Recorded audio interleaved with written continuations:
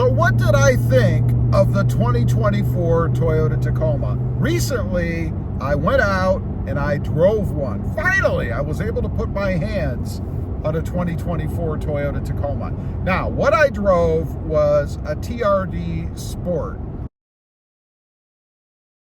I had two on the lot. One was the Sport, one was an SR5, two-wheel drive. The Sport was a 4x4, of course. Now, as far as pricing, sticker pricing on those, the Sport was $46,572, and the SR5 was $41,437. I can't really speak to any markups or anything like that because, frankly, I didn't really get into that. My goal was to go look at the truck, see what it felt like, and see if I actually liked it. And I will say, I would not be interested in either of those two trucks. And we'll get into why down the road. But I wouldn't buy the Sport, and I wouldn't buy that two-wheel drive SR5 because it was a two-wheel drive. You guys would roast me. So what did I think of the truck? After a couple of days, I've kind of thought about it, let it sink in a little bit, and I have to say, I was impressed. I was impressed in a few different areas. First of all, we have to talk about the power. You know, one of the biggest complaints or concerns about the new Tacoma is the four-cylinder turbo engine. It is quick, it goes. Paired that with, or they paired it with, the 8-speed transmission.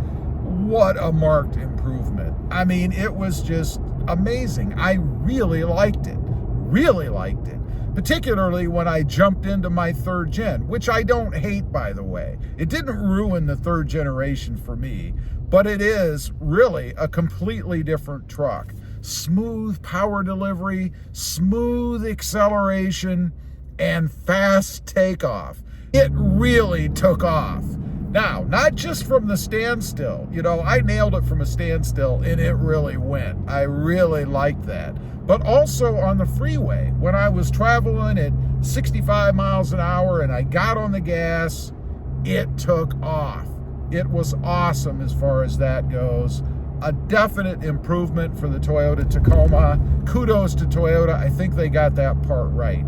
As for the concerns about the turbo, about the four-cylinder, we'll have to see going forward. You know, until it's out there in the field and you and I are driving it, testing it, putting it through its paces, we're not really going to know. But I will say, it is not your daddy's old four-cylinder engine. That is for sure. Comfort-wise, big improvement. I don't know if it was just because it was the Sport and I've got the TRD off-road. I imagine there are some differences between the different trim levels, the SR5s, the TRD off-roads, the Limiteds, the Pros, on and on. They're going to have different suspensions in them, but the Sport was really smooth. And I was surprised because I've had the TRD Sport before in the third gen, and it was always more firm. It was rougher on the road because it was a Sport, right? You're supposed to feel more of the road.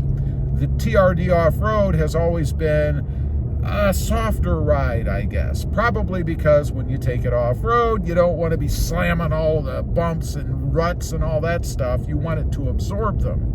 And Toyota accomplished that. So I can only imagine what the TRD off-road feels like. It's got to be even better, right? But it was smooth and it was comfortable. No issues with seating position. You know, I had to put seat jackers in these seats because I just didn't get enough thigh support over the front of the seat. I did not notice that in the TRD Sport. By the way, it did have manual seats, something that it seems Toyota has taken away from us. You know, we had automatic power seats in, I think, almost every trim level. Not anymore. It's one of those things that I guess you have to buy further up or option into the vehicle to get them. Visibility and all that, no issues. There's nothing blocking, any more so, I would say, than this truck. And I might even say that the rear window is a little bit better even because it appears to be a little bit bigger. One thing I want to note about the rear window, and this was a TRD Sport I was driving, It didn't have any opening in it. There was no slider in the window.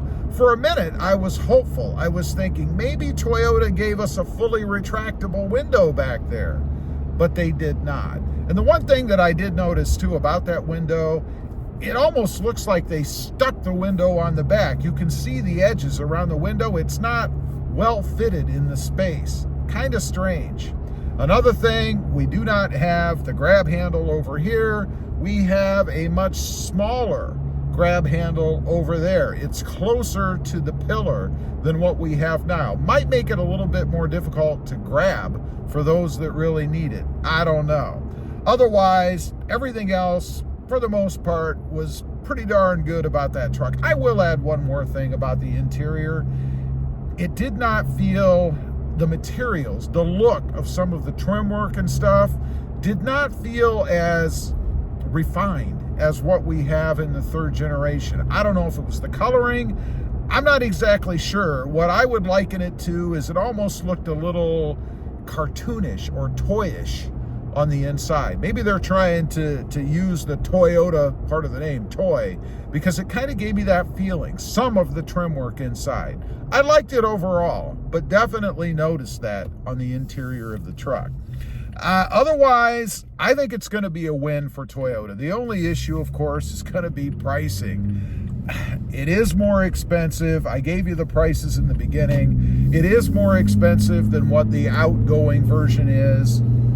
One could blame that on technology. One could blame that maybe on a better truck. I'm not sure. Who knows? But I think it will be a win for Toyota. It's just too good. It's too good.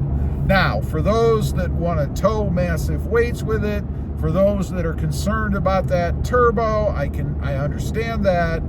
But again, time will tell. We shall see. The appearance of it, I would put it maybe on par with the existing truck. I really love the look of the third generation Tacoma and the previous generations.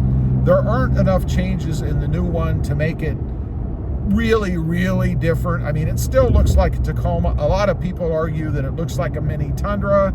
It does have some Tundra-esque features in it.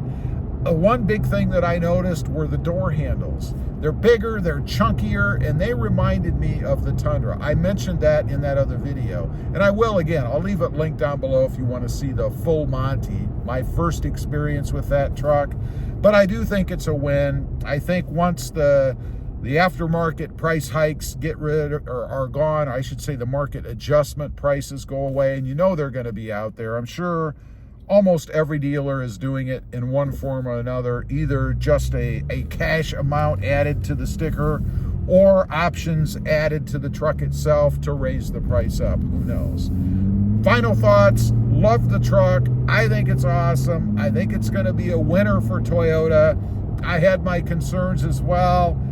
They seem to be unwarranted.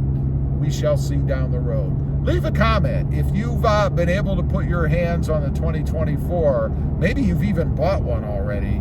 Leave us the details. Number one, I'd love to know if you paid an aftermarket adjustment. And number two, what do you think of it? What did you think of it in your test drive, or what do you think of it now that you have it as compared to the previous generation Tacoma? I would love to know. Thanks for watching. Stay safe out there. Bye.